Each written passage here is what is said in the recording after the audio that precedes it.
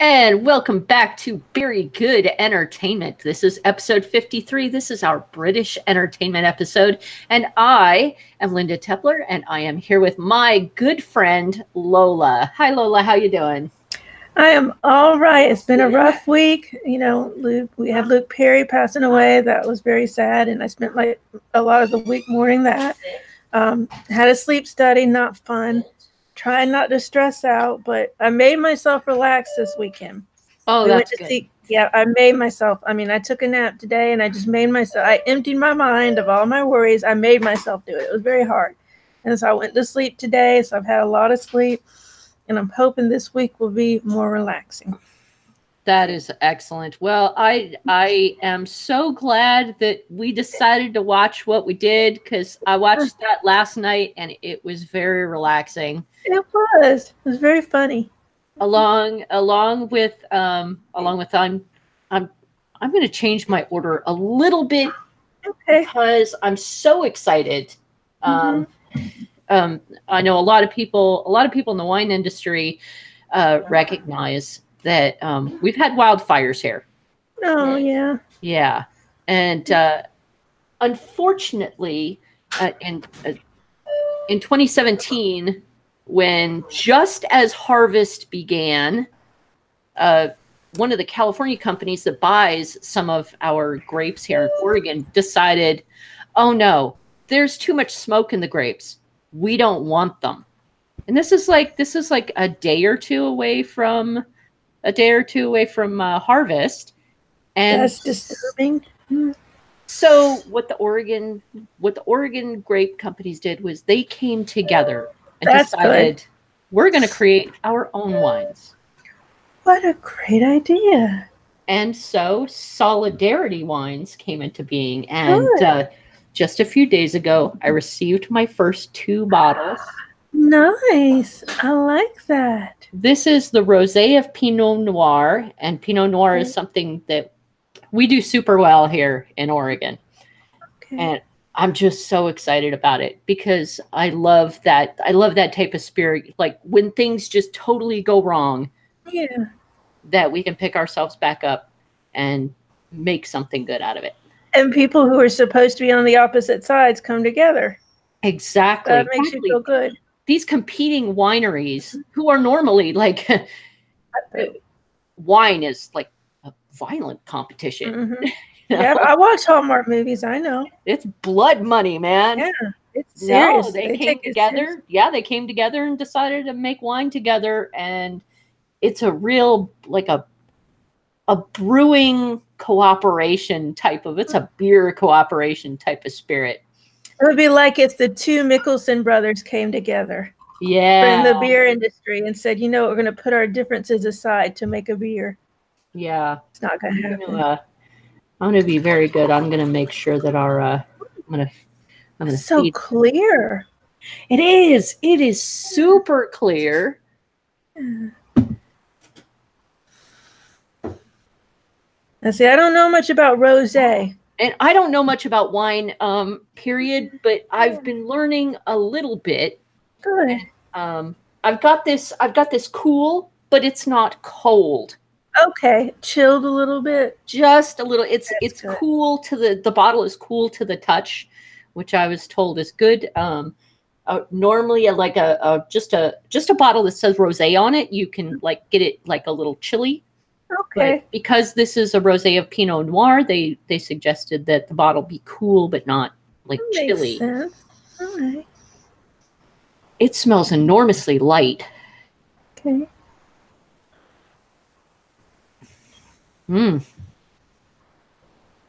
It's like strawberries and cherries. Okay. With just a little bit of an alcohol touch to it. I'm going to save the other bottle, I think, for about a month. But this rosé is supposed to be had fresh. Okay. I don't smell any smoke. Okay. Yeah, so I think the grapes were okay. I mean, obviously, I don't have a sophisticated palate for wine. The wine I'm drinking right now has a screw-off top, so neither do I. Oh, yeah, but you know what? I've been seeing more and more expensive wines with screw tops. I'm wondering what's going on in the market there for cork. Well, maybe it's like with beer when they started using cans again, and they finally admitted, there's nothing wrong with cans. It's actually, yeah. So, well, yeah, it's super clear. It's super light. There is like a bit of an alcohol aftertaste on the back of my tongue, but it's not unpleasant. This is definitely something I could have with pasta, fish, lamb. Ooh, lamb would be good. Yeah. Cookies. Anything, really. Shortbread cookies. Oh, that would be nice. Really, yeah, because then the shortbread cookies would take on the flavor of the wine. Yeah. That would be really good. I'm not sure whether the problem was actually smoke taint. I looked up how they actually test. They test for certain compounds, and obviously copper cane, which is the people who would have accepted the grapes, are not releasing that as testing results. They don't have to. They have no reason to tell the public what the actual results were, except they're a California company. Well, it would be nice. Yeah. You're from California. They're a California company. These are Oregon grapes. And I really believe they should respect our authority. Well, exactly. I mean, it's Oregon's company. And why does California should have a say in it? California, go take care of California. Well, I think the contracts work a little different. Okay. But I think they should have. That close to harvest, they should have stuck to the contract. I know. Seems very mean. Very mean. It does seem mean, and there's a lot of money on the line for these wine companies, and probably all it takes is one bad year for a wine company to go down. I would imagine. It could. If you can't sell the grapes anywhere, then obviously you're really hurt. Yeah. Well, and so let me get this right. Was it the wineries that couldn't get the grapes, or the people making the grapes couldn't sell them? So Copper Cane actually buys grapes from Oregon to make some California wines. Okay. Especially wines like Pinot Noir. Yeah. Yeah, so they'll take grapes from Oregon to make their wine. Okay. They'll mix it. They'll obviously mix grapes from other places. But they just decided, since there were so many fires, and I'm not sure if their testing results actually showed it or not, or there is some confusion as to actually what testing results came through. I'm leaning heavily in the direction that it was market pressure. Okay. And they just don't want to admit it. They just folded. Yeah, but I am super, super happy that Oregon Solidarity came into being. I'd like to see them do this again. I would too. I think that's great. Yeah. I'm sure. I wonder how they delegated the tasks. Like, okay, Bill, you take care of this, but I want to take care of this, Susie. We talked about this. I'm taking care of this. You take care of that. But I always take care of this, Susie. We're working in solidarity. Remember, everyone's solidarity. Okay. It was definitely more than one winery, more than one Oregon winery that came in there, and it's just a great spirit of cooperation. I'm very proud of everybody involved. I am too. That's good. That makes you feel a little bit better about competition and business in general. Yeah, exactly. So if you want a bottle of this wine, there is a Chardonnay and a darker blend coming along. That is www.oregonsolidarity.com. And these bottles are really, really reasonably priced. Good. I'm glad. What do you have? I don't remember the name of it. I just opened it. It was I got it buy one get one free at the grocery store because I figured I'd try it. I never had it before. It's all right. I mean, the wines I buy generally are around the $10 range, maybe up $1, down $1. So this isn't the best red blend I've ever had by a long stretch, but it's okay. It'll do. Now, there's a question for you. Mm-hmm. Have you ever chosen a wine strictly on price? When it's buy one, get one free, yes. Because like I said, I never heard of this. And I was like, well, that's a good way for me to try something is when it's on sales. So yes, if it's on sale, I've chosen it. Mm-hmm. But I've never just been like, okay, I need a $10 wine. I'll take that one. Because I already know what I like in that range. So there are wines I can get that I love that are around the $10 range. Mm-hmm. So if I just really want a good wine for $10, I already know what to buy. So you're not exactly a novice at wine. You've had it before. Yeah. Yeah. I've been drinking it for years. Yeah. I just, I wouldn't call my palate refined. Yeah. The closest I get to the really expensive wines is the time me and my friend Janice went into Total Wine and we went to the glass case where they have like the $4,000 wines. And we were just going, ooh, and like looking like, and I was like, I have to get out of here. I might knock into something and kill it. So, I'll say I love wine, but I'm not in a financial position to be an expert or even be proficiently knowledgeable about it. And I was definitely that way when I started drinking different beers. Mm-hmm. It took me a long time before I could actually taste the differences especially in hops. Mm-hmm. Tasting the differences in hops, it was like training myself. Yeah. It was, and IPAs. It took me 2 years with IPAs before I could really handle some of the bitterness and tell what the difference in bitterness was. The very first couple of times, it was just like, ew, bitter. Oh, God. Like, why are you putting that haystack in my mouth? That's disgusting. And then after about a year, I was like, yeah, that's, I can taste the differences. And now I can taste, I can take those fruity hops. I like that better. I can tell you what hops were used in the beer. Which is good. That's very impressive. I assume if I took the time to do this with wine, I could do it too. Mm-hmm. If I had the time. If you have the time. And really, I love wine, but I don't really have the inclination to become that well versed in it. Yeah. I know what I like. Anything I buy is going to be from the under $20 section. Yeah. So I will never, I would say it is highly likely that I will never like a Chardonnay. That's okay. You don't like it, you don't like it. And Cybernaut. Yes, I have drunk Mad Dog 2020. I have too, and I fell off the counter. I will never drink it again.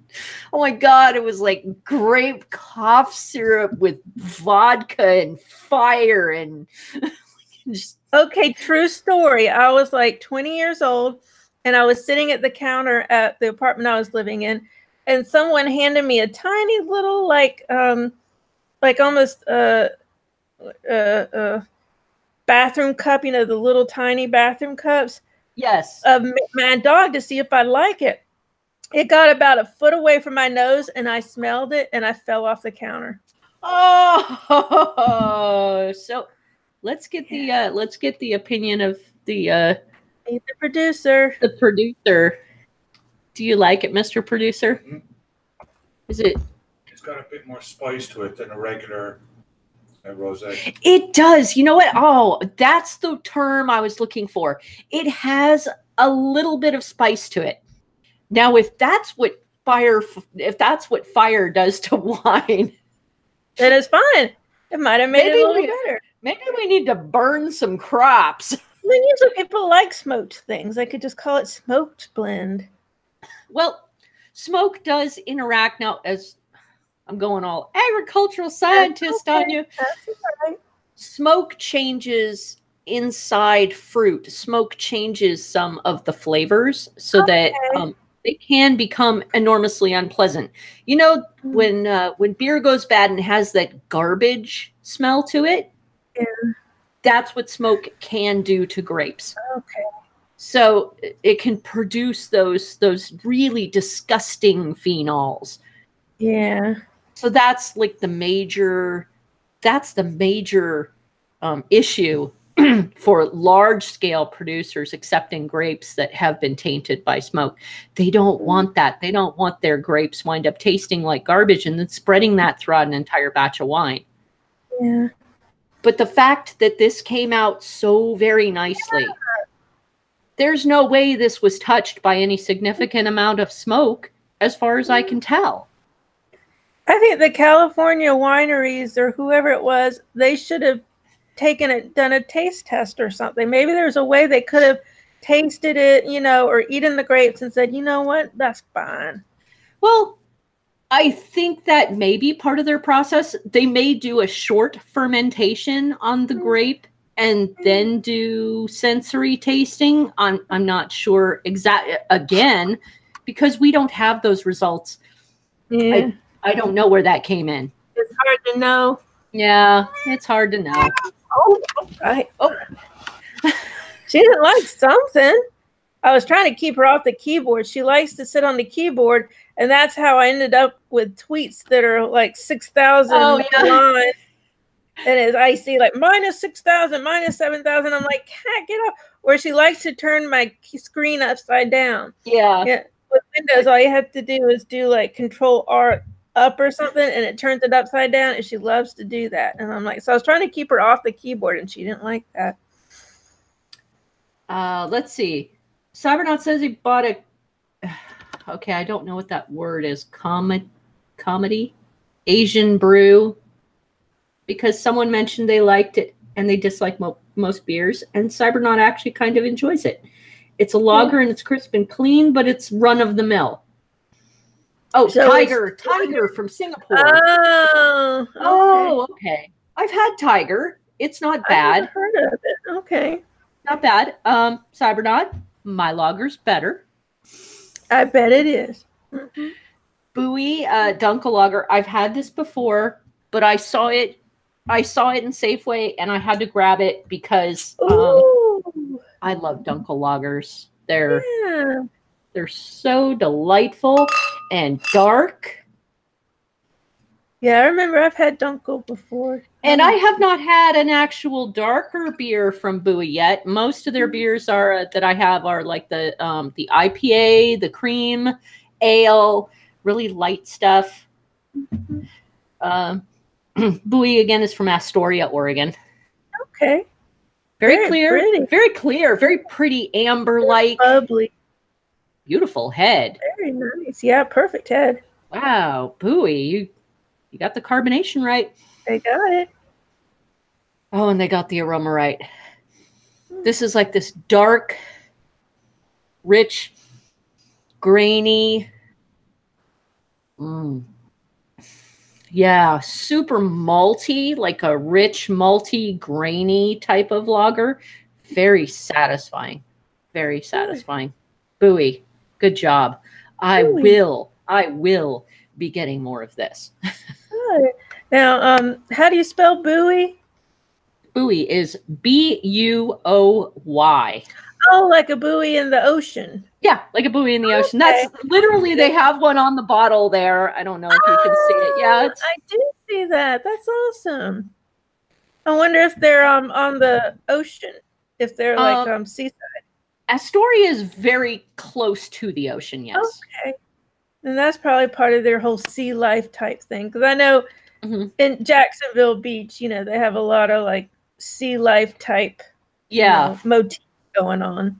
Well, I haven't been there yet, but for all the breweries on the Oregon coast, we're looking forward to seeing you sometime in the next year. Yay! I hope so. You'll have to give reports from every stop. Hopefully we can maybe do some live stuff. I hope so. I see Modern Times. Yep, got this from Total Wine. I hope this isn't a mistake because it is a coffee stout. So I hope I don't make myself not sleep tonight. So what's it called? I'm not sure. Is that it says Black House? Is that the name? Yeah, there we go. Black House Nitro. Okay. Black House Nitro. with coffee, coconut, and cocoa. Lots of C words, CCC. And let's see what the ABV is, 5.8% by volume. So mostly I think I'll just be like buzzed from the caffeine. So 30 IBUs, which is fine. I don't like a whole lot of IBUs. Yeah. 75% Ethiopian, 25% Sumatran coffee. 2-row, is that the hops? That's the barley. That's two-row barley. Okay, kiln coffee, Munich flaked barley, pale chocolate, roasted barley, crystal 60, midnight wheat, oats. So those, I guess those are the malts. That's a lot of dark stuff. Yeah, and I love dark beer, so that's perfect. It says, this is Black House, our beloved oatmeal coffee stout, nitrogenated, and packed to the gills with coconut and cocoa nibs. The result is a decadent symphony of chocolate and coffee laced with luscious notes of coconut, and the mouth feels so luxurious. It's like drinking a velvet painting.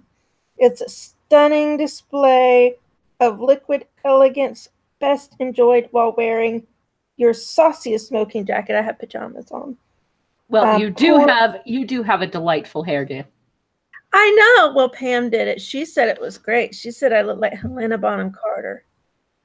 And I'm not actually sure who that is, but you know, I like that do on you. You don't know who Helena Bonham Carter is? I am terrible with names. Terrible. She's been around forever. All right. Do you remember Edward Scissorhands? Yes. That's her. Oh, okay. I know now. She's been around forever and a day. You would recognize her face in an instant, and her hair. Yeah. She has we were talking about Big Fish the other day. Remember? Yes. She was the one that he would see on his stops. She was in the old dilapidated house. Yeah. That's her. She's also in Harry Potter. Yeah. Che just said, the producer just said, yes, she was in Harry Potter. Yes. And Cybernaut agrees. The hair is great. Thank you. Oh my goodness, Cy's been talking. Let's see lots and lots. Yeah. He's talking about he wants wheat versions. I like the wheat versions more Dunkelweiss. It's Nitro Black House. He calls it a session beer, which I agree. Coffee and a bunch of chocolate. He says you get the coconut in the mouthfeel. You get the coconut in the mouthfeel. Drink it all up. He says not so much in the flavor. Hair looks great. She was in Harry Potter. I agree with all of that, Cy. Well, I haven't had the beer yet, so let me drink the beer. Let me see if I agree with the part about the beer. And I'm using my Game of Thrones glass because we're just a month out until Game of Thrones, and that's very exciting to me. I wish the light was better in here. There's just not an overhead light in the living room. Lift your glass up a little. There you go. So I may not pour the whole glass. That's okay. You pour as much as you want to drink. Yeah, I mean, if it makes me too hyper. All right, so not much of a head, but we expect that with a really heavy beer. And with all the coconut and cocoa and stuff in here, that's not surprising. Oh, sorry. Very dense, very dark, very pretty looking. I think I get coffee more than anything. I don't really smell the cocoa as much. Definitely don't smell the coconut. I mostly smell coffee, but coffee is overpowering, so that doesn't surprise me too much. Let's see.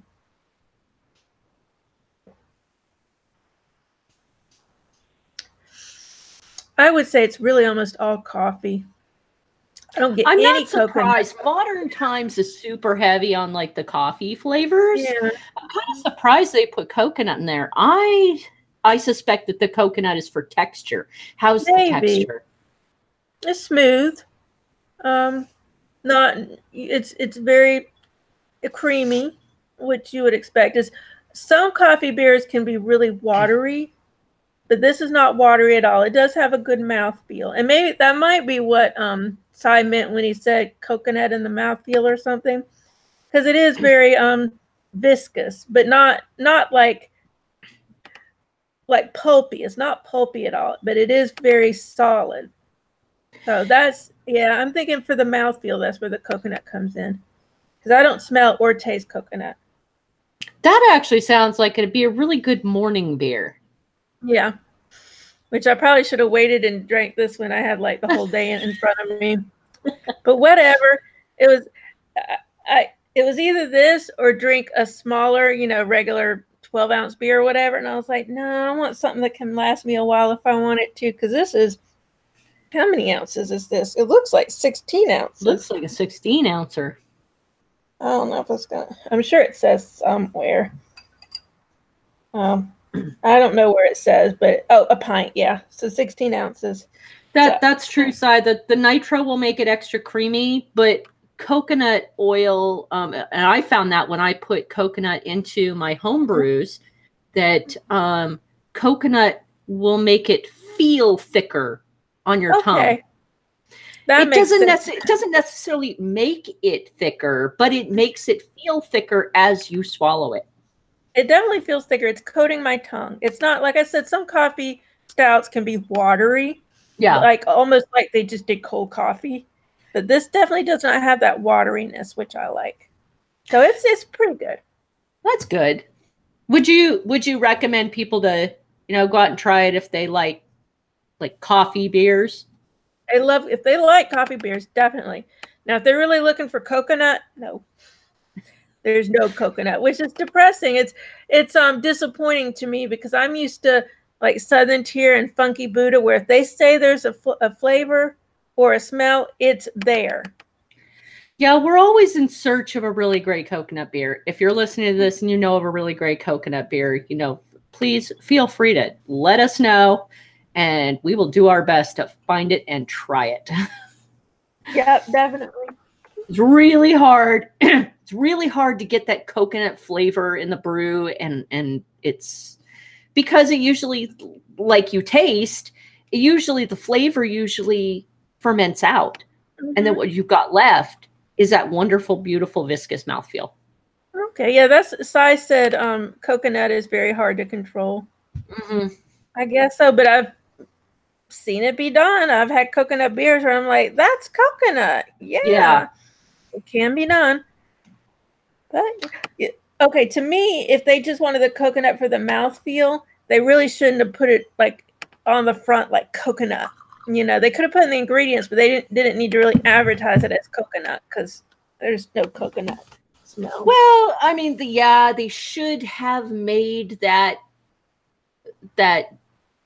definition. The coconut makes it feel nice. Yeah.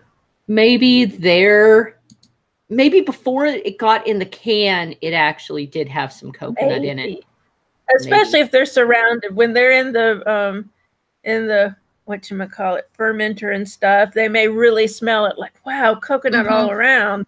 But then once you divvy it into one can, it just goes away. Yeah. Especially over time. It can be really rough. I mean, if you put coconut in there, you want to say there's coconut in there. We don't taste coconut, and then we assume they fail. But if we have a really good mouthfeel, it may not have been a failure at all. It may have been a success. Right. And, it's just my opinion.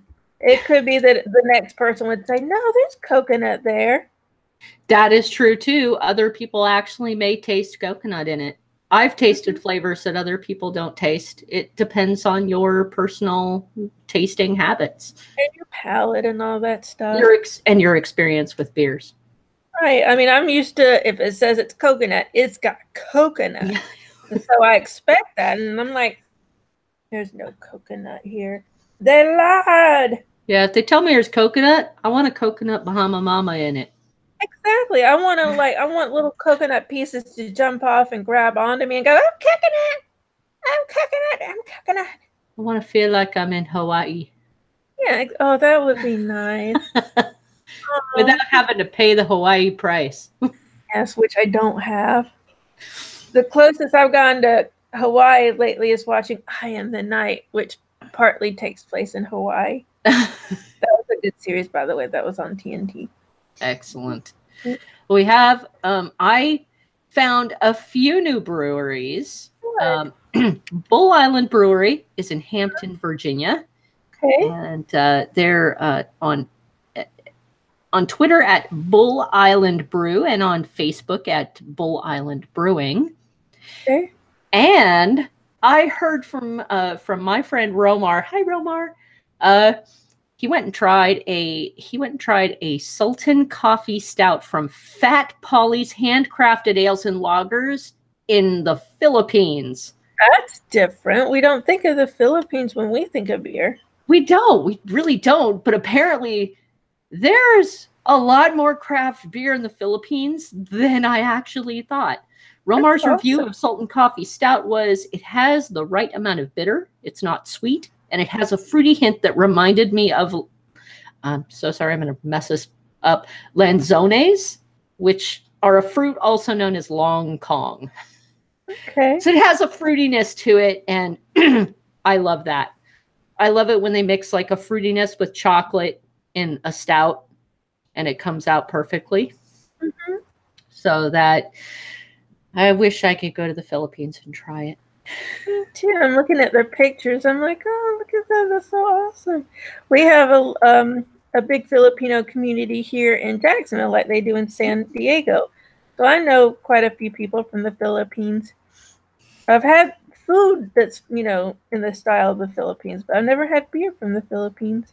No, I have not either. Well, if you're in the Philippines or you're going to the Philippines and you want to try some really great beer, it's in Iligan City on Sparrow Road.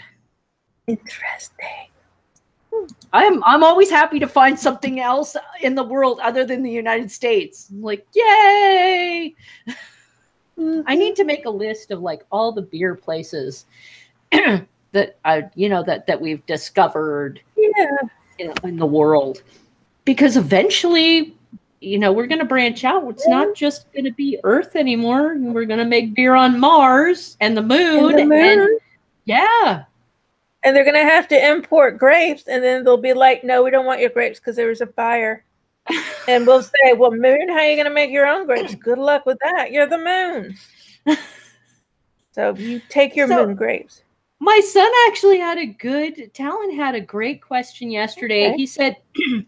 He said, so we have fruit here that's in season and not in season.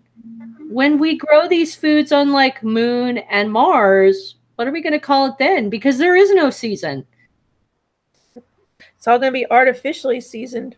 Artificially. Yeah. Artificial season. Yeah. I guess it'll always be in season. They always won't even in season?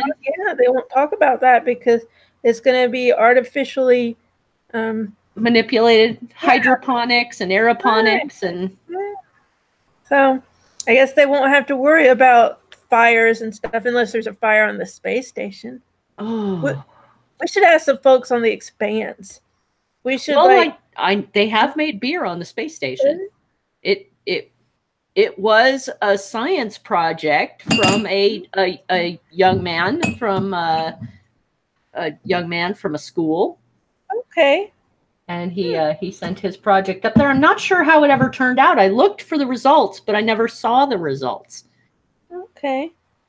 I wonder where the barley came from and all that stuff. And wheat. He packaged the whole thing up and sent it up there to be made on the ISS. Okay.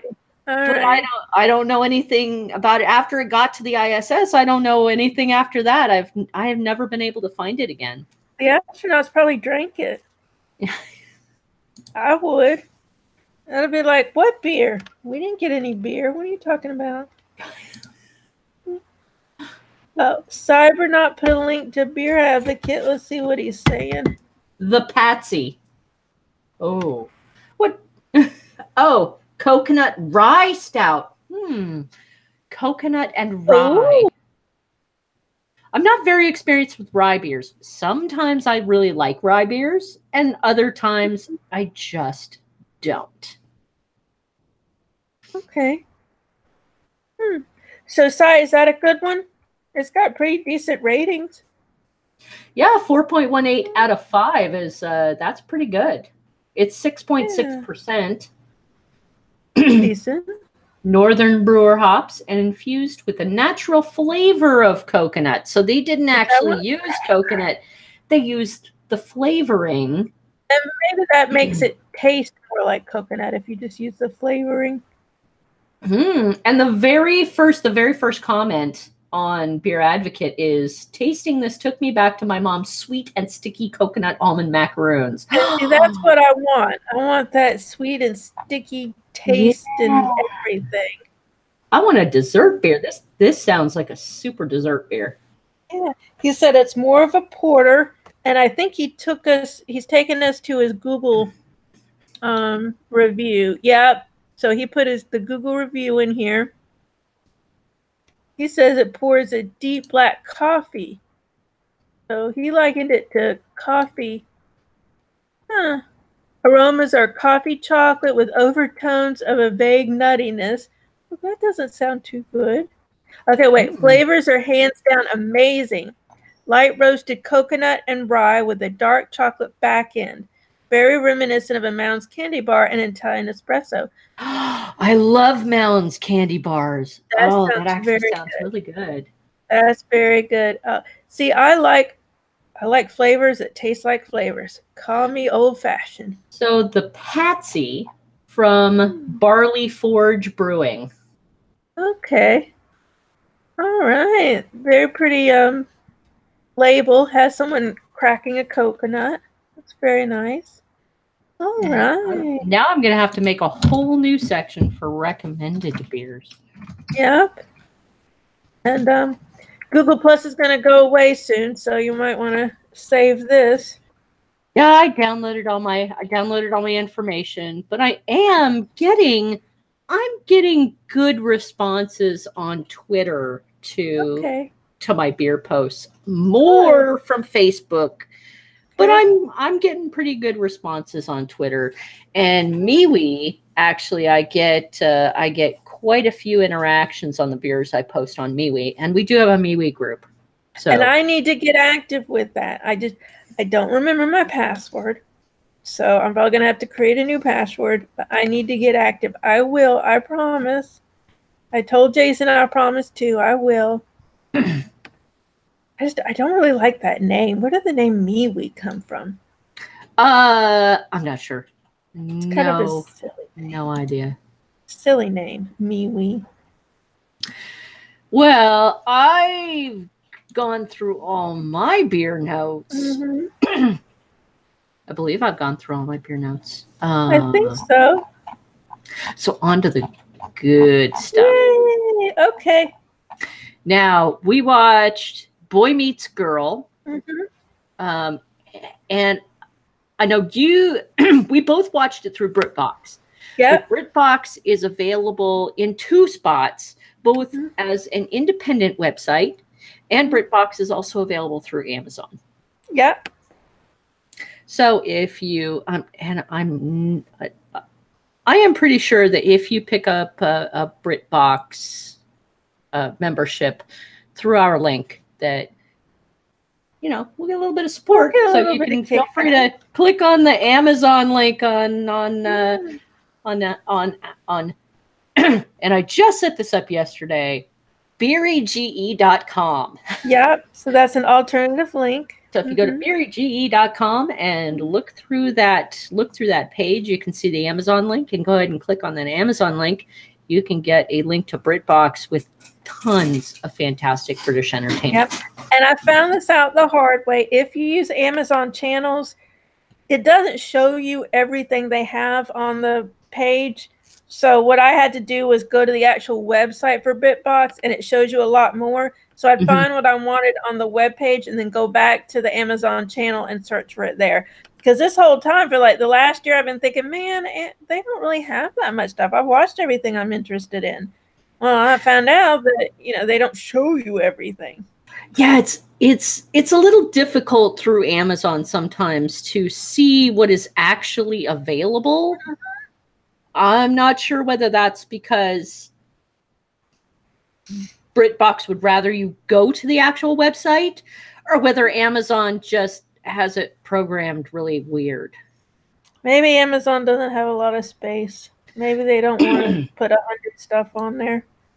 That's true. I mean, Prime is their thing. They don't really want people competing too much with Prime. I guess, but if that's the case, then they shouldn't have these channels. But whatever, I don't know. Maybe there's a reason we don't know about. I just know it's frustrating. Well, in some other countries, you can get to Amazon, but you can't get to BritBox.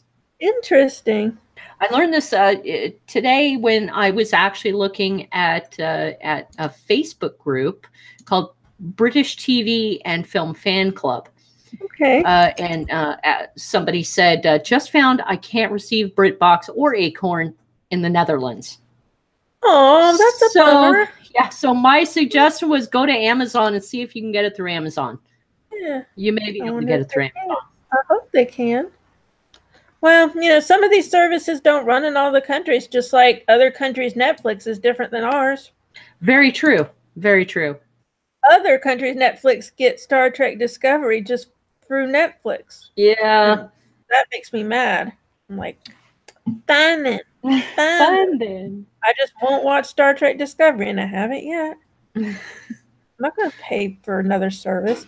Sorry. Well, that's another. I do need to clarify that Boy Meets Girl is the TV series. Yes. Boy Meets Girl.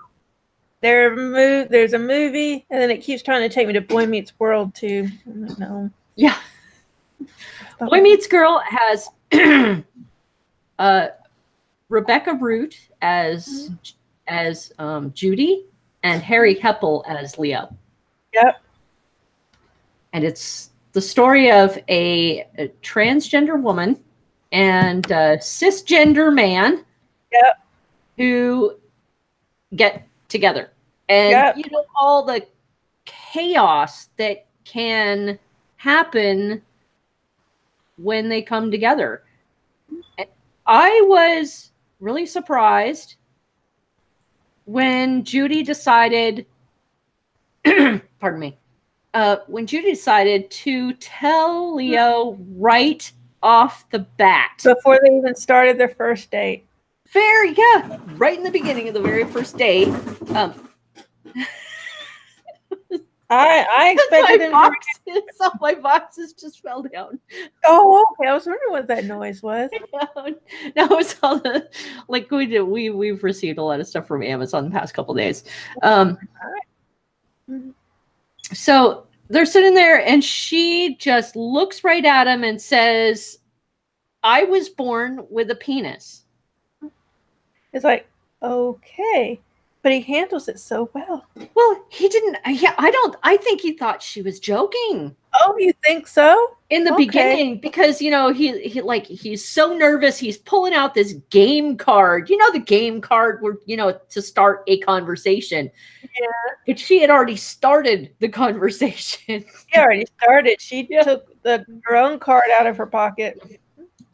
Okay, no, I'm serious, and I was born with a penis, and when he finally gets it, I'm so happy that the writers put him in the position of saying the right thing.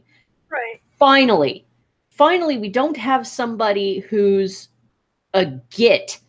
Yeah. He looks at her and says, so you were born in the wrong body. He says it right away. He knew right away. Isn't that awesome? Yeah. And, oh, man. And I'm not sure whether, now, Rebecca Root looked, like she was going to cry. Yes, she did. Mm-hmm. Did she actually experience this? How... You mean someone getting it wrong, somebody getting it right? I hope so. I really do. She looked like she was going to cry, like her eyes were tearing up. Well, I imagine because they already set up that the character had been rejected quite a bit. So imagine when she's been rejected so many times that she didn't expect to be accepted. Yes. I imagine. Oh, sorry. Go ahead.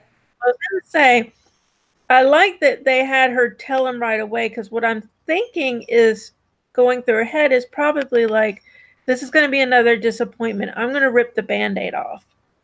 So I think she was ripping the Band-Aid off. She said, I don't want to get to know this person. I don't want to spend time with this person if he's going to reject me. Let's see what happens right 2 minutes in. Let's see what happens. And she's probably had to do that several times with people. And I'm so glad that this time it worked out. I'm kind of surprised I haven't heard of Harry Heppel before this, because he has those, in this particular series, he has like those immature looks, like, because he's supposed to be so much younger than Judy is. But he has those kind of immature look that is like roguishly charming. Yeah, roguishly charming. And the way he speaks is just dead honest. Very, very earnest. Very earnest. I really liked it.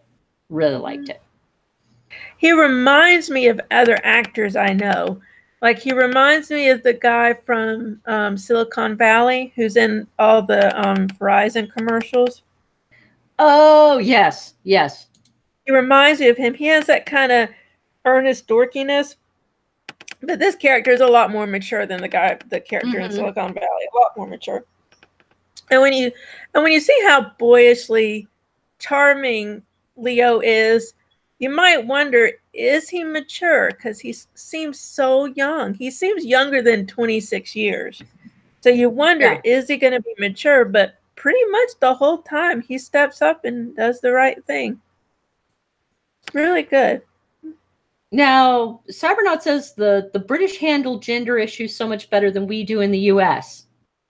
I would kind of agree with that in some cases and not agree with it in others. Yeah. I think there are probably plenty of places in Britain, just like we have places, that transgender issues. I mean, here in Oregon, uh-oh. Did we lose her? Oh. There you go. That's okay. Yeah, here in Oregon, transgender issues are pretty well hashed out. But there are other places in the United States where you just don't want to open your mouth if you're transgender at all. You know it's not going to go well. No, people have been killed for it. And in this city.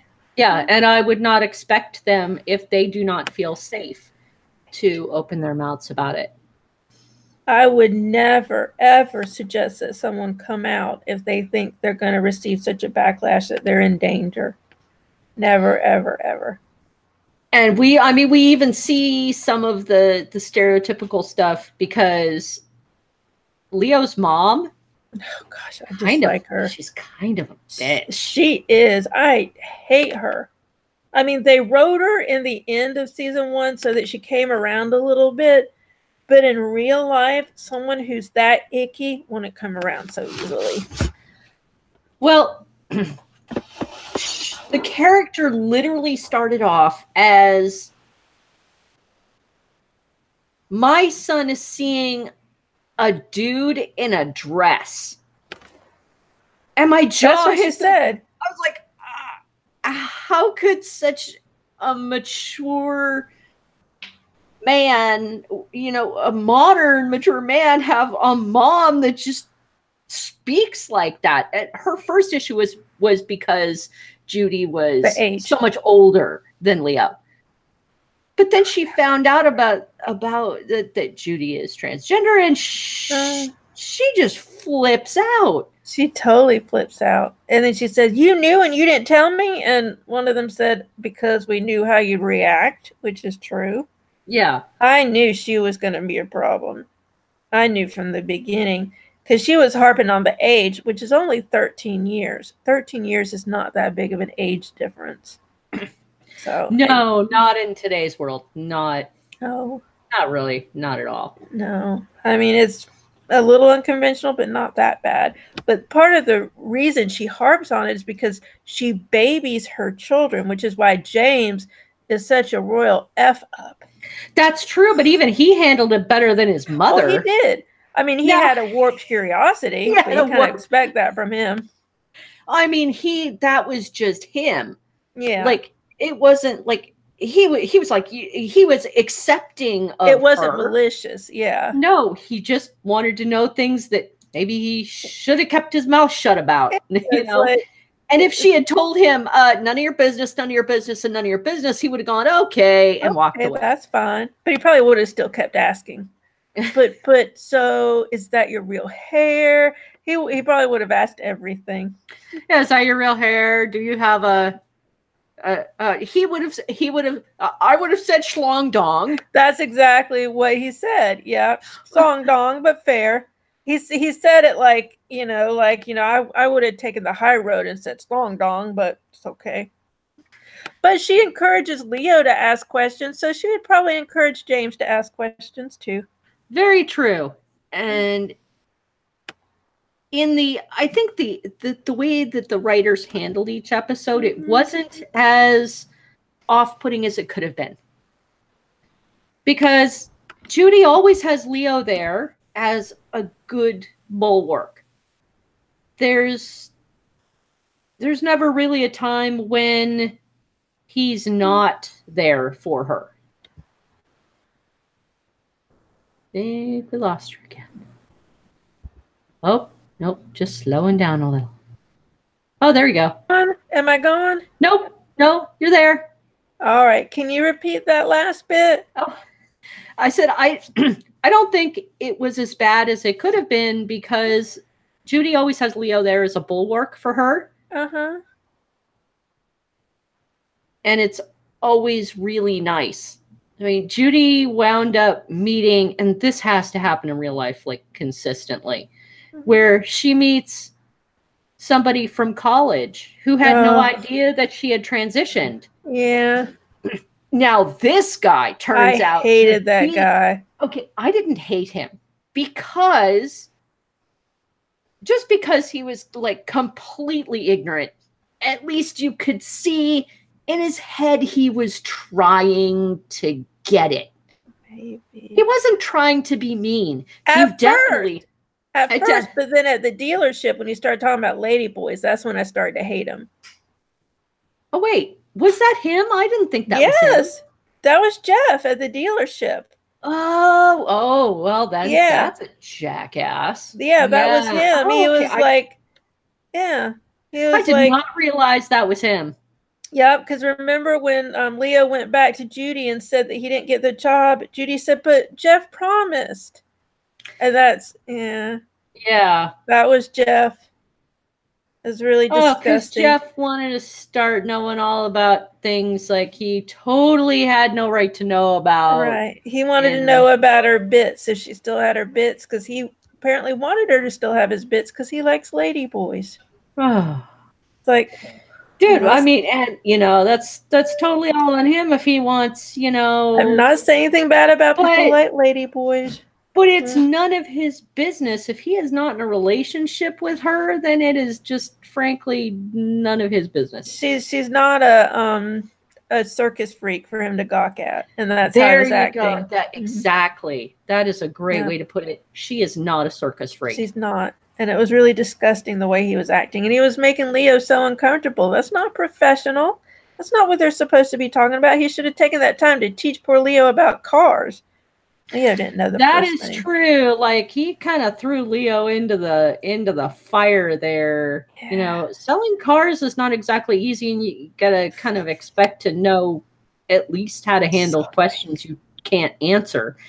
And nobody told him anything. He had no idea. He was like, I don't know if this is I don't know anything, but my mom drives this car and it's never broken up. It's been broken down. Never broken down. And poor Leo was too honest, huh? Yeah, he's definitely too honest to be a car salesman. Right. I knew that wouldn't go well. I was like, no, that's not where you belong, Leo. But it's so normal. Wasn't that so? It was such like a lot of this series has all these like normal day-to-day things. And although there's a lot of humor in it, it's a lot of humor that we experience in a lot of British humor. Yeah. It's just normal. Yeah. It's situational. Yes. Because people react into the situation. I do love Judy's mom. She is fantastic. I adore her. She's like an LGBT dream for a mother. She might be what we would term a ditz. But she is ditzy. She's so sweet and so giving. Uh-huh. Exactly. I'm reading your notes, and yeah, you said that you bet she didn't give Judy any trouble when she came out as trans. Yeah, I bet so too. Even if she had reservations in her own mind, she literally said, "I never had a son. I just had a daughter that came out a little wrong." Isn't that wonderful? I mean, she gets it. And she said she didn't even know all this was possible beforehand. Yes. So this just came out of seemingly nowhere for her, but sounds like she handled it with perfect grace. Yes, absolutely. I love that. And Jackie is a character, the sister. Mm-hmm. She gets my nerves a little bit because she is so crass. I mean, it's like, come on, keep it in your pants. Yeah. But that's her. That's her character. Well, oddly enough, Judy's sister and Leo's brother kind of fit on the same spectrum. They do. They both think about sex a whole lot. Yes. They're both a little clueless about life. Yep. They both mean well, mm-hmm. but it doesn't always come out that way. They mean well, but they just don't know how to do well in some cases. Yeah. So how do you think that that Leo handled Judy's when Judy saw, or how do you think Leo handled it when he saw Judy's photo pre-transition? That broke my heart. I mean, I guess I could understand how that might throw him off. It's like it makes it feel real. It's tangible at that point. I don't quite understand why it threw him off so much that I thought they were going to break up. I was like, it's like, you knew. She was very clear about this. So I get that it might take him aback a little bit, but, you know, get out of your head, dude. You knew the score. It was a little odd. But eventually that must happen to some people who, like, all they're concentrating on is how this person is now. Mm-hmm. In their head, like they've never experienced what this person experienced pre-transition. So to them, it kind of doesn't exist. And it's like a different person. Exactly. It's like a different person. When they're faced with it, they're not sure exactly how to feel about it. Like they don't necessarily want to say it doesn't matter, because obviously it matters to the other person. Yeah. I mean, this always was the person. They just look different. Yeah. I mean, it's from another life. It really is. Yeah. And that can be hard for somebody to look at and realize it's I mean, I always say that, you know, if the technology came around and I was really old, you know, you can upload me into a computer. I don't mind. But how would everybody deal with that? You mean like the people who left behind? Huh? So like your new friends, like, oh, so you used to be alive. Oh, okay. Yes, and I used to be alive. You're a computer program. No, I'm not a program. I'm a real person. Yeah. But you got put into a computer. Yes. Mm-hmm. So you knew that you were meant to be a computer, and you finally got to realize your true self. And I definitely would not look like I look now. I probably wouldn't either. I don't know. Maybe I'd look like me, but thinner. I'd always have the right kind of makeup on. I wouldn't have to wear glasses. Yeah, I would look different. See, and how would it feel if, you know, your new friends saw a photo of you before that happened? Then they're like, they're like, oh, well, you were really different. I'd be like, well, that was a different time. And I'd be like, that's not me now. But, well, at the same time, you know what? I'd be mad. I'd be like, I was fine then. Yes, I had glasses and my hair was messed up, but I was fine then. I'd actually probably get mad. I'd be like, well, what was wrong with me then? Yeah, now imagine if, now I'm trying to check. You do what you gotta do. Now imagine if, like, being the person you are now felt like exactly as Judy put it, like you're in a prison. And see, I can't imagine that. Exactly. I cannot imagine not being me.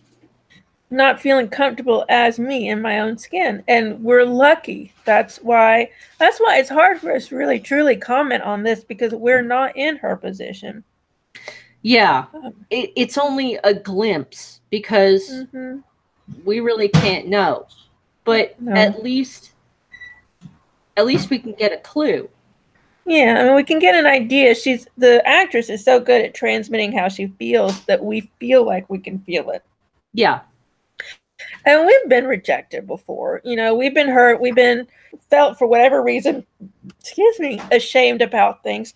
So we understand the feelings she has. Even if we can't understand her exact situation, we felt some of those feelings before.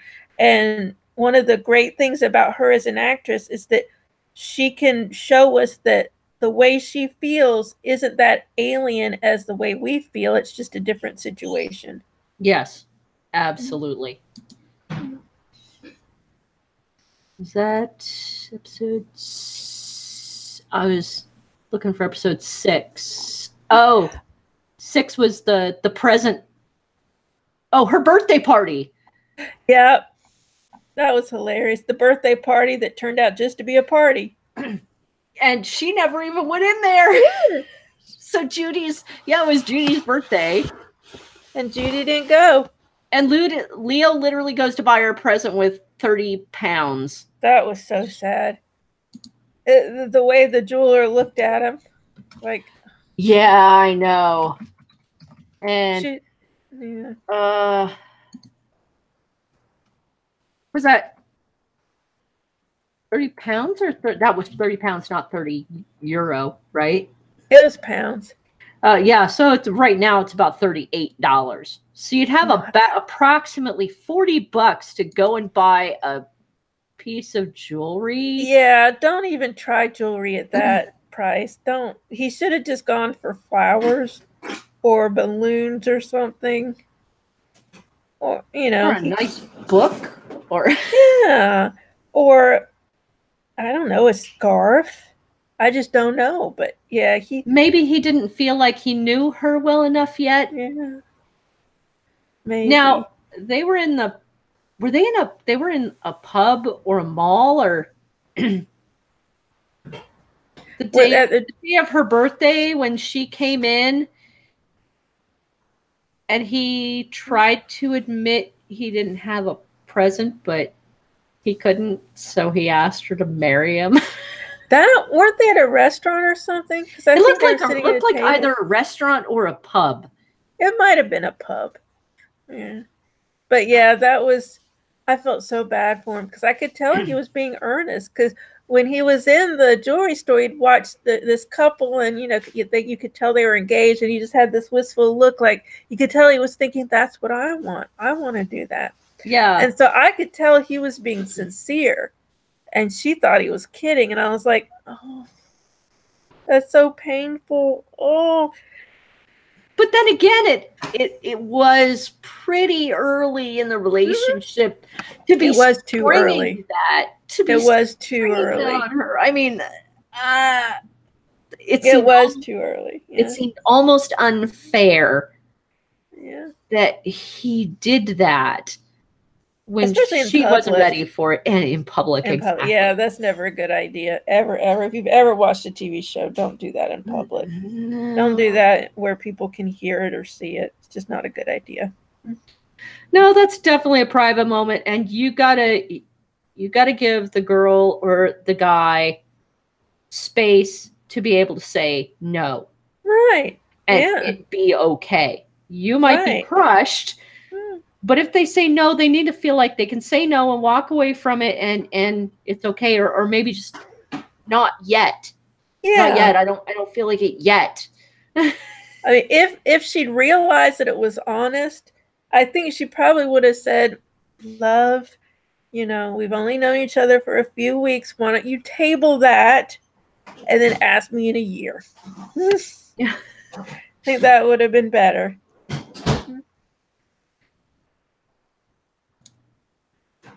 Or they could just have a really long engagement. Yeah. No, you said, what did Pam do to Judy's hair? What was that? I mean, I know what she did. It's just why. Because in some kind of weird way, I think that Pam was trying to test Judy. Yeah. She's trying to test her resolve. I mean, okay. I would not have given anybody the opportunity to do that to me. I just would not have put myself in that position. I never would have walked into that salon. Definitely Never. not. It would Separation not have between church and state. Separation between in-laws and anything personal. Anything personal. Do not give them the opportunity to humiliate you. Yeah. I would have. That's just me. I would have stayed away. And I feel so sorry for Peggy because I just kept waiting for her to walk in when Pam was saying something nasty about her. All right, now Sai said, I don't know if Sai's being cheeky or if he's being serious. He said, little known fact, I proposed on April 1st because I wanted an out. I want to know if that's true. Well, knowing Cybernaut, it could be true. Probably true. It's probably true. Just kidding. April Fool's Day. Just kidding. April Fool's Day. Because you kind of know from the expression. Like Leo knew. Leo knew when he said it. Judy was like, that's a great joke. Uh-oh. Like the expression on his face was just like, uh-oh. Should have done it on April Fool's. And actually, the way 100% true. So he proposed on April Fool's Day, so that if she said no, he could be like, April Fool's Day. I didn't mean it, and not lose face. That's hilarious, and not lose face. That is hilarious. So his anniversary is April 5th. Wait, you had a 4-day engagement? Well. I mean, that's not necessarily a bad thing. You can know each other for a long time before you become engaged. That's true. It's just funny. It's like, yes, I'll get married. Let's do it right now. I guess, yeah. I mean, I guess that happens. I mean, look at Vegas and Reno. Yeah, maybe they did the drive-through wedding. Oh, 1 year and 4 days. Okay. Okay, that okay. Makes a little more sense. Yeah, so they had time to plan. They did it so right. So they had hand fasting. Is that a year thing? A year and a day. Oh, I didn't know that was part of hand fasting. Hand fasting, you together a year and a day before you get married. I wonder if Elvis was at his wedding. He said it was very much like Reno. Well, I mean, a court wedding is a little bit like Reno too. Only, Yeah. I think it's a little more wrong with that. A little more solemn than having Elvis marry you. Yeah, having Elvis marry you would be fun. Did Elvis really marry you? Is he? I can't tell if he's serious or not. Is that Elvis married him? No. I said that. Oh, that was Che. I see. They just got married 2 hours later. We did not. No, he got off the plane and I dragged him to the courthouse 24 hours later. Okay. So he came in and y'all went to Vegas? Or No. We came back to Corvallis. I think we spent the first day just kind of walking around Portland because I needed a break from all the driving that I'd done. And then the day after that, we came back to Corvallis, and I think 3 days later we were married. That's excellent. Okay. But we had planned it. Did y'all? We had known. Well, I was gonna say. We had known we weren't going to be able to like live without each other. That's so sweet. I mean, when you get a Linux guru in your clutches, you just don't want to give him up. You don't let him go. No, you don't let him go. Yeah, we'd been together for I think it was two and a quarter years, I think. Okay. Before. So then. It's not like Okay. So I mean, it was a natural progression. Yes, it was. Okay. And so sweet. Oregon has never been the same. No, it's better now. Especially Corvallis. No. Che is the Linux guru. Linux guru of the universe. Yeah. And I'm looking at some of your other notes. James is a little shit. James is a little shit stealing his dad's laptop. What was he looking for on his dad's laptop? Was he looking for his dad's porn? I think so. I think he thought his dad was watching porn. And then he got the wrong end of the stick because he found the Google searches on transsexual, and he thought his father was a transsexual. Oh, he did. It didn't know. It didn't occur to him that somebody else was, and he was just looking it up. This is the problem with being a writer. This is the problem with being a writer. If you look at our computers, you wind up thinking that we're transitioned hypochondriac murderers, activists with delusions of grandeur. Yeah, there have been times when I've done what do they call it? The mode, anonymous mode. I forget what they call it. Incognito. Yeah, there have been a few. Incognito. Incognito, that's what it's called. There have been a few times where I've done incognito for some of the things I'm looking up. I'm like, I don't want a trace of this. I don't want anyone to have a misunderstanding about this. Incognito. Yeah, there are some things you just don't want anybody to know that you've actually searched for. Yeah, I mean, I don't want, I die and someone come in and look and be like, what was she into? I was just trying to find out. I was just as for a character, I swear. Did you know your wife was trying to blow up Detroit? No. That was a book. It was a book. That was a book. It was just a book. She was writing a how-to book on how to do it? No. She already knows how to do it. It was just she already knew. She was just making sure there were no updates to the process. You got to keep your hand in, make sure, see if there are any changes. She was looking for the convention. I'm looking at the chat. Sai is talking about Elvis's. I'm not quite sure what he means by J-O-P. There was a J-O-P. Justice. But no. Justice. Oh, okay. But no Elvis. Though there was a guy in the next county over that looks like Elvis, and he was featured in the news as being Elvis riding a lawnmower. Well, that's cool. And he's looking up Elvis Lives. I don't... What are you looking it up on? Controversy, that Elvis is actually alive. Yeah. Didn't we watch a movie on Elvis being alive? Well, there was the Bruce Campbell movie. Yeah, there we go. Such a good movie. That's a good movie. Good. Yeah. So, yeah, people have been saying that for a while. Who knows? Maybe it's true. Well, unfortunately, Boy Meets Girl was was it 20? It was 2015. Yeah. 2015 and 2016. They did wrap it up nicely. Did you watch both seasons or just the first? Just the first one. Okay, me too. I mean, they did eventually wrap it up nicely. I won't say anything about season 2 yet. Okay. But it's not currently going, but I would love to see another series like this, especially with all the British humor that was in it.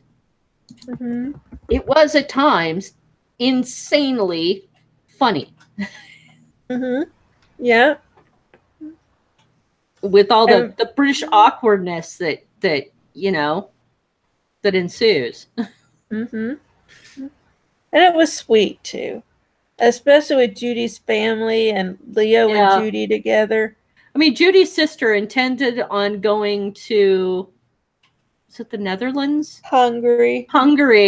She was going to go to Hungary to get the band surgery to become thinner. And she had a few drinks and they wouldn't let her on the plane. Which is awesome. She was too drunk to get on the plane, and she ended up hooking up with a guy there. Yeah, she's too drunk to get on the plane, so she goes back to the bar and hooks up with a guy for like 3 days. And she's happy with that. And I like that they didn't have her do it. I mean, there are real reasons that people do that, but she just wanted it for, to look different. And I'm glad that maybe she'll become a little bit happier with herself the way she is, I hope.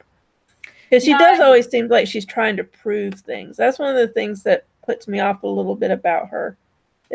But I mean, people do that. She's always trying to prove herself and like, ooh, I like sex. Ooh, look at me. I have a lot of sex. And it's like, want to see me do the splits? No, I don't. No, we don't. Please don't.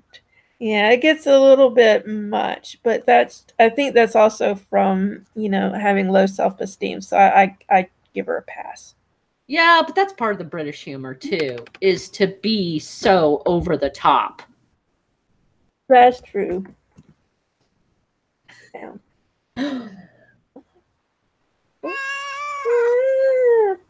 She just wants an opinion too. She wants to sit on the keyboard because it's warm. But I don't want her to sit on the keyboard. I don't blame her. She's still like riled up. I can feel like all of her tension is in her feet, and I can feel it. Settle down, girl. Just calm down. It's okay. She might like a heating pad. Maybe. That's not a bad thought. I might get one. There's a heating pad set on low and just like set it next to you or somewhere that isn't the keyboard, and she might really enjoy it. That would be good. I could put it on my feet, like near the end of the recliner, and she could sit there. Ooh, yeah, because I have a heating pad in the bed, and it's wonderful every night. That sounds like a good idea. Yeah, until summer when you start boiling, and it's getting hot here. It was like 70, 80 degrees this weekend. Oh my goodness! I'm not happy. Like a day and a half ago, we got snow showers. It didn't pretty stick. Crazy. It didn't stick. Wish it had stuck. I really want some snow to stick around for a while. It usually doesn't stick up there. Actually, it's supposed to. Yeah. It is supposed to. Like, we're supposed to have snow that sticks around for about a week. And we haven't had that for a couple of years now. The last big snowstorm we had lasted for, 2 whole weeks of nothing but snow and ice. Like it melted and then it formed just like this slick layer of ice across Corvallis.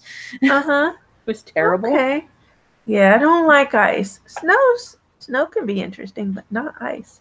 Now the snow's sticking around for a couple hours and it goes away, and that's it. That's too bad. That's too bad. Barely enough time to make a snow dragon. Oh, well, at least you get to do that. We don't have anything like that. Apparently, one time this winter, there was snow in the atmosphere, but it melted before it ever hit anything. Oh. That's the closest we got. Huh? The UK is getting more than its fair share of snow. Ooh, are they? They are. Oh. I didn't know that. horrible, constant snow advisories and ice advisories and cold weather advisories. And, you know, a single flake of snow drops on the road here and they cancel school. That's the same here. Everyone goes crazy. If there's a little bit of snow, everybody freaks out, or a little bit of ice or anything. I couldn't imagine the temperatures they had in the Midwest, like -0, you know, below 0. We would not be able to handle it here. Well, I remember going to boot camp when it was below 0. We had every night we had to go out and shovel snow. Mm-hmm. But we could only do it for a maximum of 2 minutes at a time. Yeah, it's that cold, huh? Yeah, it was that cold in Chicago, Illinois. Great Lakes. Great Lakes. Yeah. I couldn't imagine that. Gosh, that must be cold. Yeah, really cold. I can't imagine how the UK is feeling. I mean, the UK gets regular snow. Yeah. But it's almost like they're locked into this, you know, horrific, you know, storm. Snows. Yeah, it's definitely snowpocalypse there right now. Yeah, I didn't know that. I guess I haven't really been paying attention. You know, it's funny because when we see British shows, it's usually more like springtime. They show off the green and the luscious beauty of England. I guess they do that on purpose. They want to show off the best of England. Yeah. But, you know, it's very rare that we see all the snow. Yeah. Or we see rain. Yeah, we do see rain sometimes. And we saw rain on Boy Meets Girl. When did it rain? I don't remember. The first time he kissed her. Oh, okay. When he walked her to her car. Mm-hmm. And he, you know, there was like this awkward moment where he didn't know if he was going to do it or not. He finally just says, bye, and walks away. Okay. And he gets to like, his face is like almost in the camera and he stops and you can see his expression and he's ashamed of himself. Poor guy. He's absolutely ashamed of himself because he really did want to kiss her. Yeah. And he turns around and goes back to the car and it's raining and you can see the rain coming down. And that's right. This was where the typical, like the classic British humor comes in because he goes to like kiss her through. I just wanted you to know, I really did want to kiss you back there, but and they go to kiss and she's only got her window down a little bit. And and she misunderstands when he says, when he's frustrated and she goes, well, if you don't really want to. And he's like, no, it's, can you put the window all the way down? She puts the window all the way down. He goes to kiss her, bangs his head off the top of the car. Yeah, a lot of physical humor. And I thought he was good. I thought he was going to be laid out from the. I know. It's like, oh gosh. How did he not wind up with the biggest, fattest bruise on his forehead? That's true. He probably should have. He should have, with the sound of how hard he hit the car. And then when they finally kiss, it was beautiful. It really was. Isn't that nice? Yeah. And I'm so glad they got over the hump of not wanting to do physical things because apparently they insinuated that they have been doing physical things. So. Well, they kissed. So, I mean, once you get past that initial kiss, then, and he said he was physically attracted to her. You know how, guys feel about girls? Well, that's definitely the way I feel about you. Yeah, he wants to go further than a kiss. Well, they insinuated later in the series that they did. Yeah. So, yeah, they were in the same house. Yeah. I don't think he actually moved in with her. No, I don't think so. But he was there apparently all the time. I think it was staying there. And I don't blame him. I would rather stay there. Yeah. And apparently Leo makes tea that is akin to paint stripper. Yeah, his tea is apparently not very good. But hey, at least he doesn't have a remote control button in it. Remember James making soup for his father and he dropped the remote control in? Yes. And the father found the remote control button in the soup. I know. I was like, oh, James. And James put the moldy cheese in there.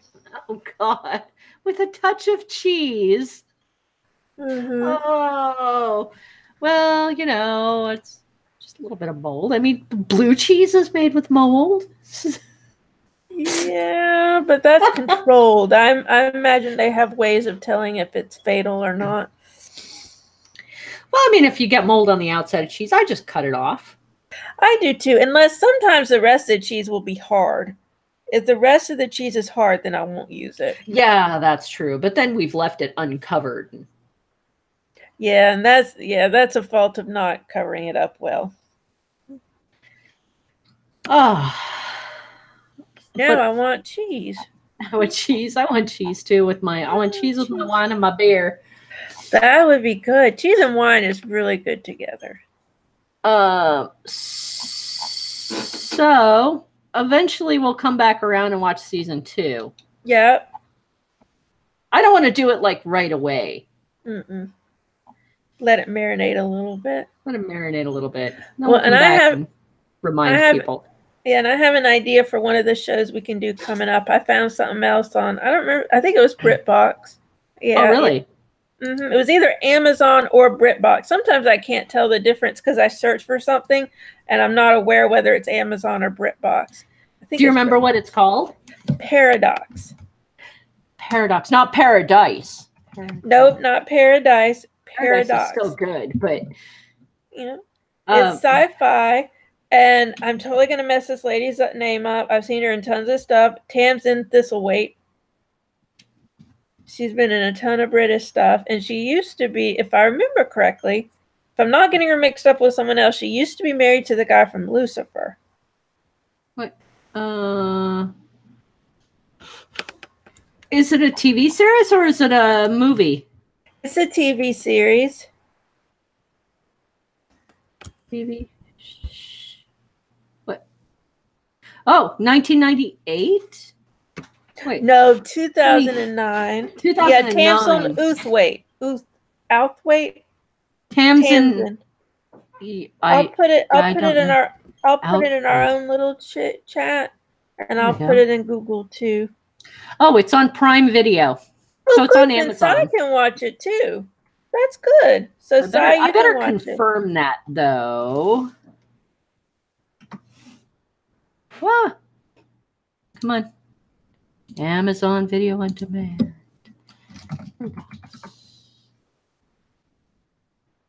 Yeah, here we go. Yeah, it's definitely on Prime. Cybernaut, you can watch it.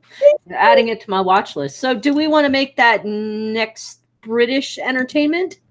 Sure, that works for me. That sounds good to me. Yeah, so that'll be what, a month from now? I think so. Yeah. Okay.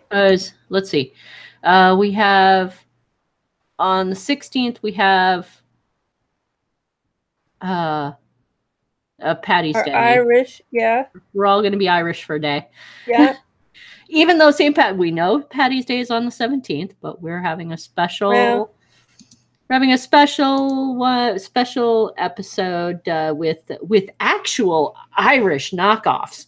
Mm-hmm. Yeah, real live Irish people. Yeah, this is going to be your chance to see which whiskeys make the grade the day before Patty's Day. Okay. And we're going to start at 12 noon Pacific, 3 p.m. Eastern. Mm-hmm. That way we can accommodate the Irish folks who are like 5 hours ahead of me, something like that. Yeah, 5 hours ahead of you, 8 hours ahead of us. Ooh, so we're being nice to them and not making them stay up, Yeah, because they need a little bit of sleep for Patty's Day the next day. Right, they have to be well rested to continue drinking the next day. That's right. Mm-hmm. Now, this show, for some reason, it only had 5 episodes, which is kind of sad. I've only watched part of the first episode, so I don't know anything. I just know it's sci-fi related. Oh, there's also a brand new show on Netflix. Oh, do tell.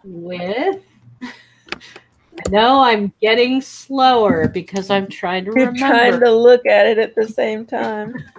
It's called Afterlife, and it's with Ricky Gervais. Yeah. That's a really good one. I haven't watched any of it, but I anticipate that's going to be really good too. Let me try to find it. Afterlife on Netflix with Ricky Gervais. So it's an actual drama, or it's an actual show? Yeah, it's an actual show. It's a TV show. It's a series. Good. Okay. The reviews are saying viewers are absolutely bawling their eyes out watching Ricky Gervais's new Netflix series. Okay. He's good at that. He is. He's one of those where I loved him when I saw The Office in the early 2000s, but sometimes his actual personality gets on my nerves. He as a actor and he as a person gets on my nerves. He's kind of mean. So yeah. What was that? Darn it. I'm trying to look for his IMDb too. The one, Derek. Derek was my favorite. Derek was my favorite because it made me feel human. Okay. Does that make sense? Yeah, we always need to be reminded of that. It's easy to feel inhuman in this world. Exactly. Sometimes I just feel like I'm separating myself too much from humanity.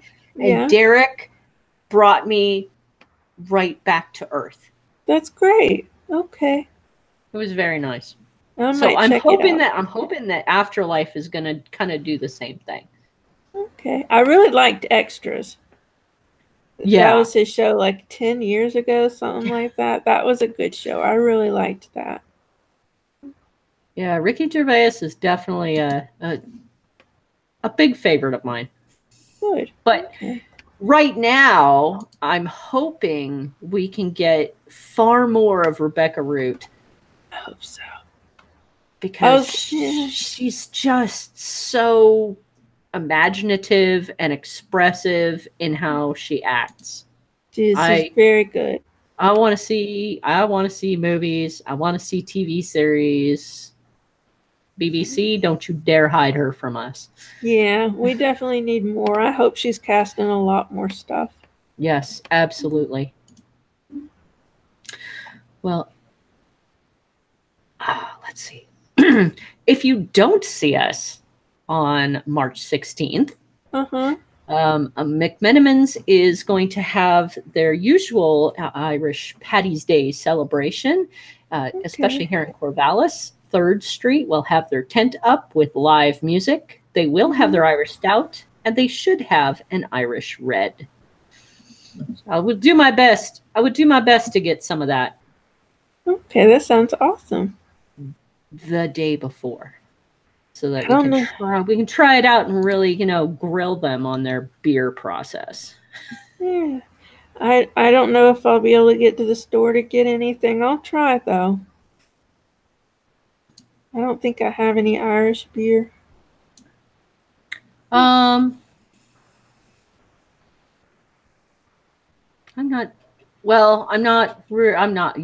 very familiar with what Florida has. Well, we get a lot at Total Wine, but I've already done my biannual trip to Total Wine, so I can't really go back. Yeah, I can't really go back. Very expensive, doesn't it? Yes, and I actually can't afford anything. I paid my minimums on my credit cards for this month, but I don't have any enough actual money to pay my cell phone bill, my hospital bill that I've been paying on, and my student loan. So I'm going to have to use my credit cards to pay those bills. It's like a vicious cycle.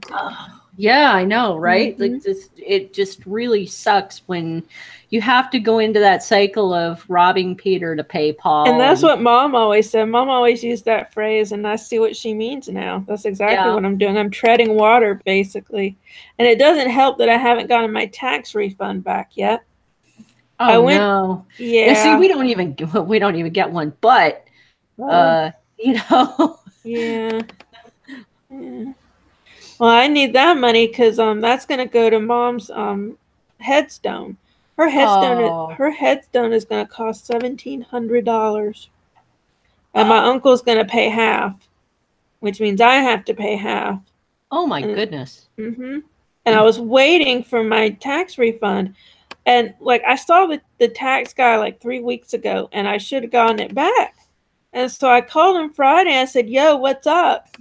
And he looked at my account. He said, "Oh, they need your identity theft pin." So if I hadn't called, it would have sat like that for who knows how long. Because I'm quite sure he's, So I was just really annoyed that it took me calling him for him to realize that. I'm like, you don't set a follow up. I'm like, whatever. So I emailed him the number. I had to look for it. I emailed him the number. So hopefully he'll be able to get that in Monday, and it'll still be another week, at least, if not more. See, I don't understand why we can't just do this thing, just like within seconds. It's the internet. This gives me my money. Gives it to me. I want my money. I need it. And I mean, it's not going towards me. It's going to my mom's headstone, and it's going to pay for some of my bills this month. So I'm not getting anything. I'm not getting ahead. Yeah. It's just keeping me from getting further behind. Well, at least next week we'll have some good funny fun. That'll be fun. I'll like that. It may not be Irish beer, but I'll put a green stamp on it or something. Well, our Irish knockoffs are actual Irish people, and they are pretty amusing. That's awesome. Well, guys, I think this is probably the end. We've come to the end of the notes. And if you like our content, supporting Very Good Entertainment's continued production is as easy as a click. Please visit beeryge.com and click on any of our affiliate links. From Amazon products to Humble Bundle games, we have plenty of ways for you to save. If you're into home brewing and you need to keep track of those hundreds of recipes that you've got just floating around, please take a look at Brewers Friend. Now, I have books available. I am known as Sorceress Zero, S0, RCERESS0. You can also look me up at lindatepler.com to see the books that I have available and to see what's coming up. Lola, where can we find you? Well, I've been really lax about keeping up my stuff, and that's on me. But my most active place is twitter.com/LolaLariscy, LARISCY. And also, I wrote a review for Boy Meets Girl, which will hopefully be on Amazon. They didn't have any reviews already, so I said, well, let me do this thing. It was the first review I think I've ever written for Amazon. So it takes a few days to approve or disapprove. So hopefully in a few days, if you go to Boy Meets Girl, you'll see my review. Excellent. And if you want to talk to us, it's as easy as looking us up on MeWe at Very Good Entertainment and at BeeryGE on Facebook, and we're also on Twitter. Well, we hope you've had a great time listening to us, and we really hope that you join us next week for St. Patty's Day humor and having fun. You guys have a great evening and have a great beer or wine, your choice. Bye-bye.